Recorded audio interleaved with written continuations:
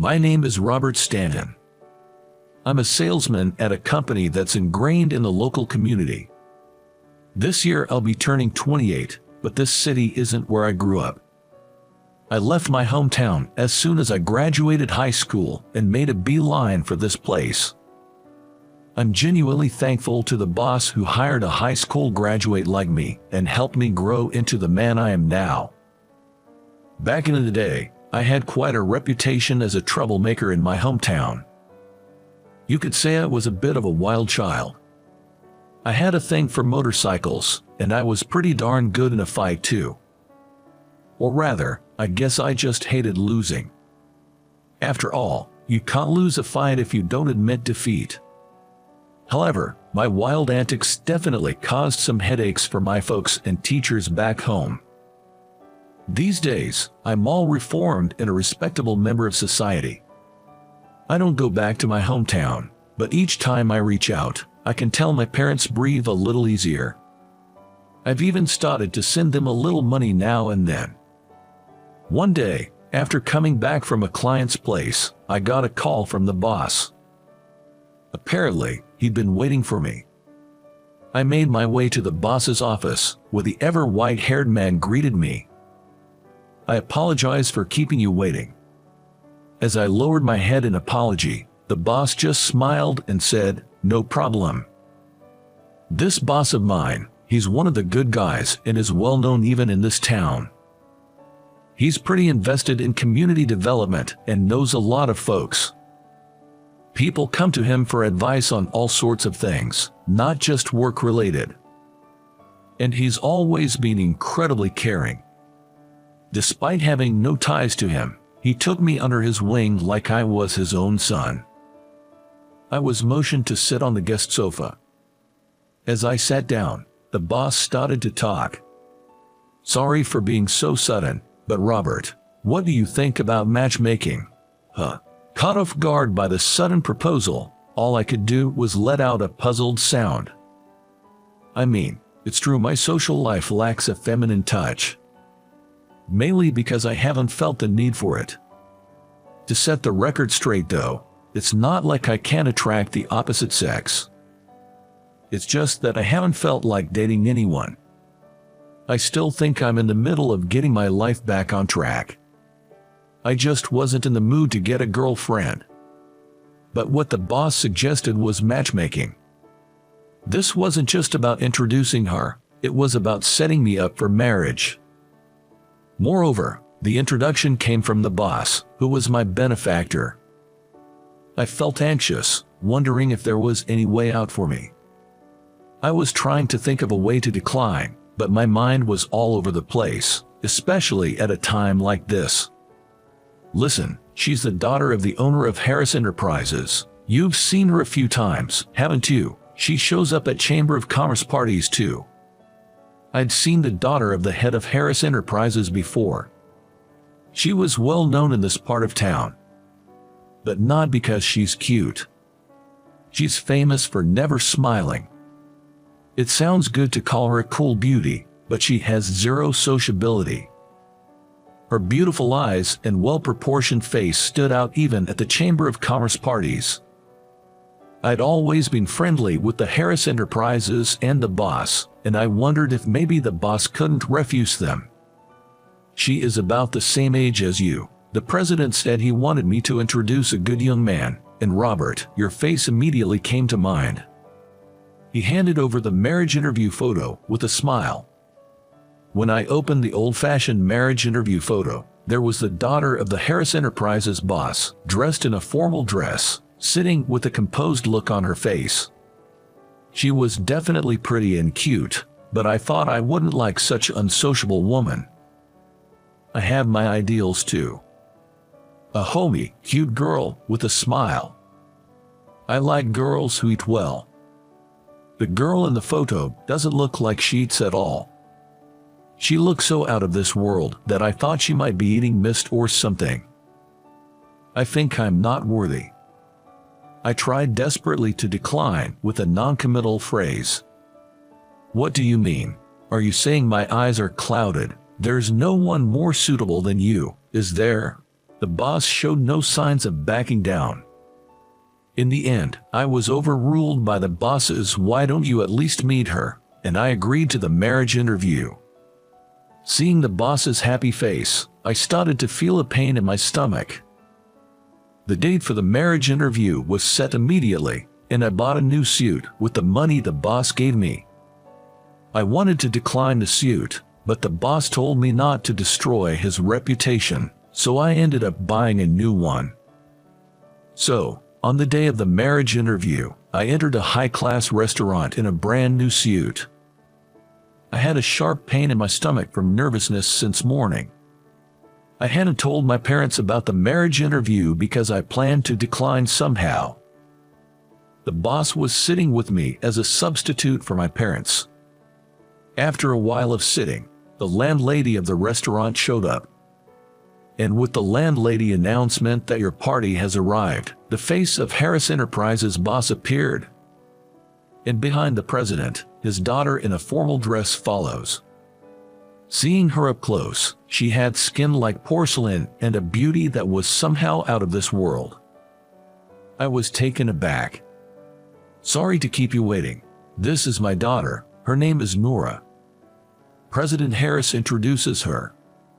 She slightly retracted her chin and nodded to me. Of course, there was no smile on her face. Rather, I was startled by the sharpness of her gaze when she quietly looked at me. In the end, the marriage interview was just the bosses talking while we focused on eating. It was a very uncomfortable space. The meal was finally over with the dessert, and the two bosses left the table together, saying now it's up to the young people. It's a common sight at marriage interviews. As soon as the two of them left, the girl who had been silent until now opened her mouth. "Do you want to get married?" Her sudden aggressiveness made me momentarily angry. Who talks like that? Always take the fight if it's offered to you. That's how I've lived thus far. If someone's spoiling for a fight, I won't back down either.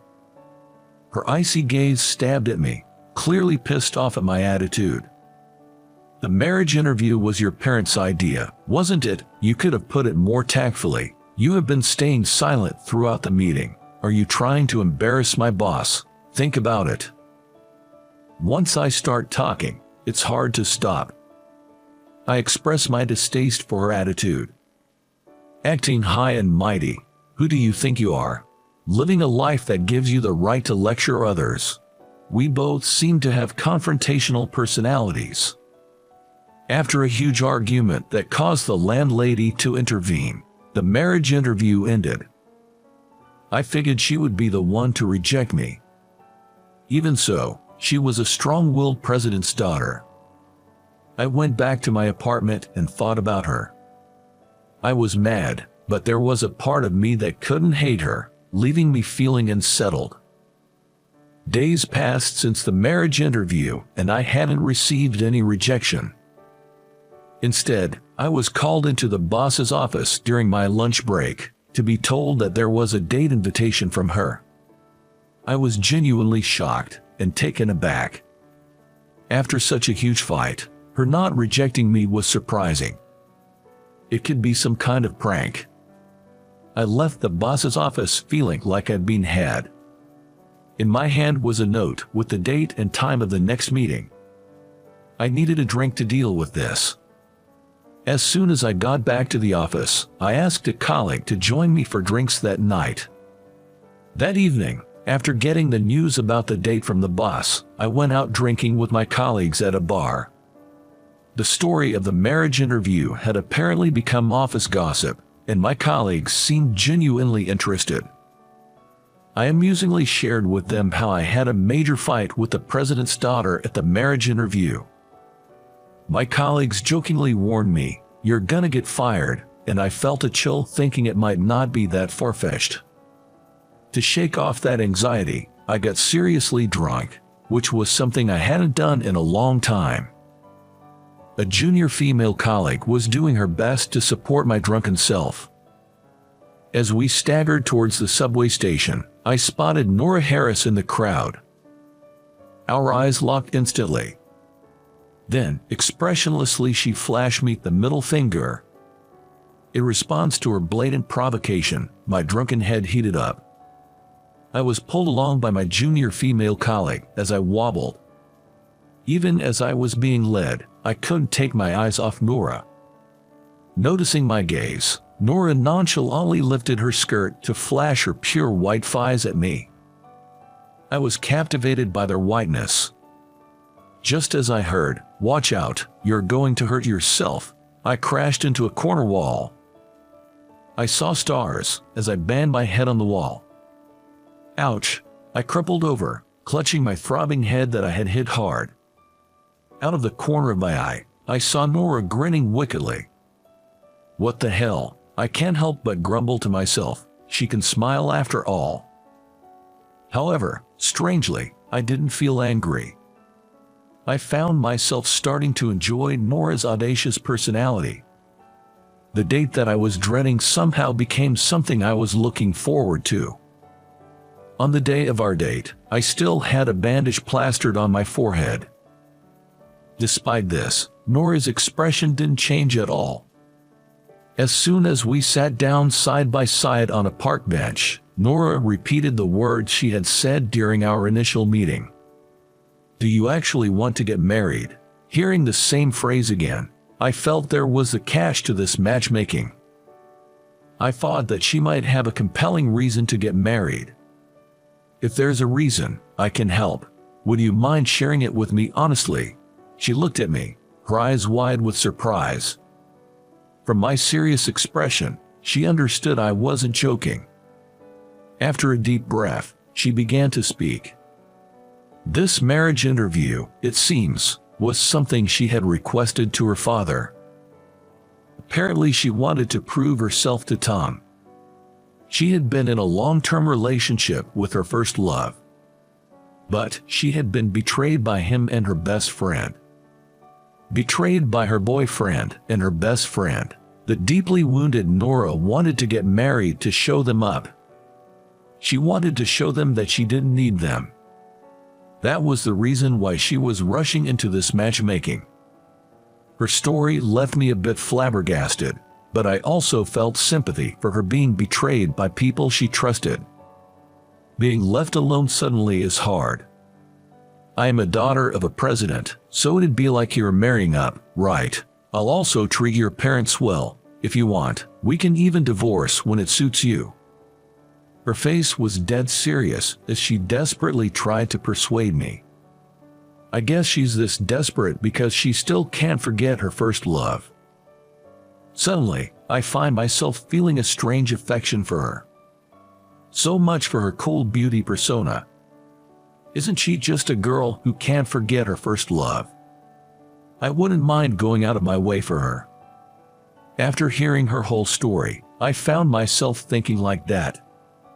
All right, I'll do it. Let's get married. At my response, her face lit up. Thank you. A faint smile played on her lips as she held back her tears. The disbalance in her expression was so beautiful that I found myself at a loss for words. It just hit me how sudden moments that capture your heart can be. The talk of marriage moved ahead swiftly. After all, she, Nora, wanted to get married as soon as possible. When I reported my plans to marry to the boss, he was happier than when his own son got married. I want to pay a visit to your parents, she said. When I was about to start looking for a wedding venue, Nora said so with a serious face. I haven't been back to my hometown or my parents' house in a long time. For me, my hometown was a place I had essentially abandoned. Only embarrassing memories remain. I was a little afraid to take her back to such a place. I didn't want to deliberately show her parts of myself that I disliked.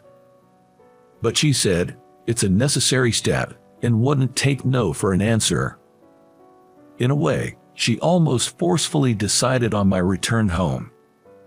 When we actually got there, I was surprised to find everything looking so familiar. The family home I so disliked returning to now felt incredibly nostalgic. Seeing my parents again after a long time, they had aged more than I imagined and looked noticeably smaller. My mom teared up at the sight of me, and when I introduced Nora as my future wife, she sobbed. She was overwhelmed with joy. My silent dad also seemed happy about my return, albeit in his own quiet way. After the greeting with my parents, I took her to something she had insisted on seeing during our visit. I led her behind the family's barn. There, her eyes lit up and she exclaimed, "This is amazing. My motorcycle was just left out there, next to the barn." Surprisingly, she loves motorcycles and has a license for large ones. She'd heard about me riding a motorcycle in my student days and had asked to see it. It's not a big one, but it's a bike I cherished. She stared at it for a while and then said thank you. After that, I decided to show Nora around the neighborhood. "So, this is where you grew up?" Looking down on the river from the embankment, Nora said with deep emotion. Compared to the city where she grew up, this must have seemed like a peaceful countryside. Everything might be new to her. After deciding to get married and meeting a few times, Nora's expression gradually softened. She would even flash a small smile at me. If we build a home together, will she smile more? As I thought about creating a warm home, I felt a bit foolish. She's marrying me not because she loves me, I remembered. But I guess it's okay because I'm in love with her. "Hey, is that you, Robert?" A hoarse voice called out to me, probably from too much drink. Turning around, I saw an old friend from my rebellious days, Steve, looking at me with a surprised expression. On either side of Steve, young punks still in their prime were standing by. It seemed Steve couldn't manage to reform himself after all. "Yes, but who are you again?" At my reply, the heat in the room instantly surged. I figured he was a mate from my reckless past, but his features had changed so much I couldn't recognize him. The signs of a rough life were etched onto his face. "You think you can just waltz back here after all this time, acting high and mighty like the old days?" He glared and threatened me, but I wasn't scared in the slightest. My only worry was whether my girlfriend who was with me would be in any harm. As we locked eyes, Nora peeked her head out between us. "So it's true you were a badass?"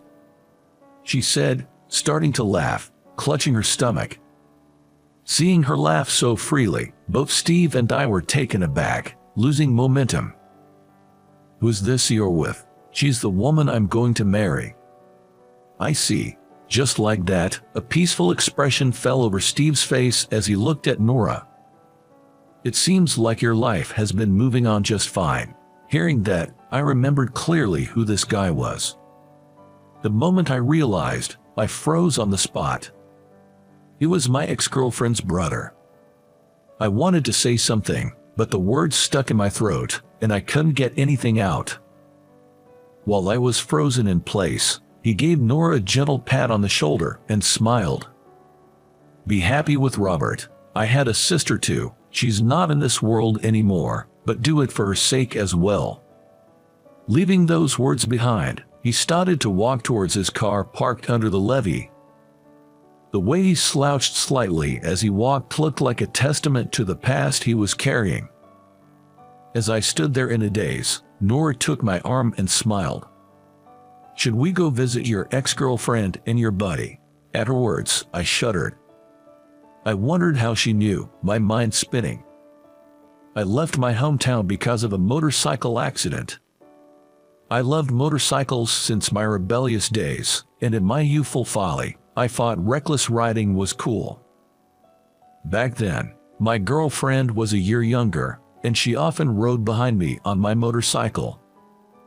The night of the accident, I was at the police station because of a fight I got into during the day, along with my parents and my school teacher.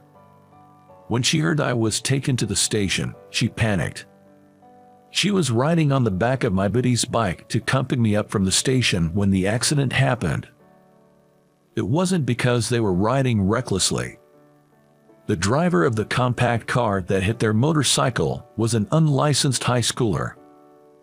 He was a kid just like us, up to no good, and apparently he fled the scene without even calling an ambulance.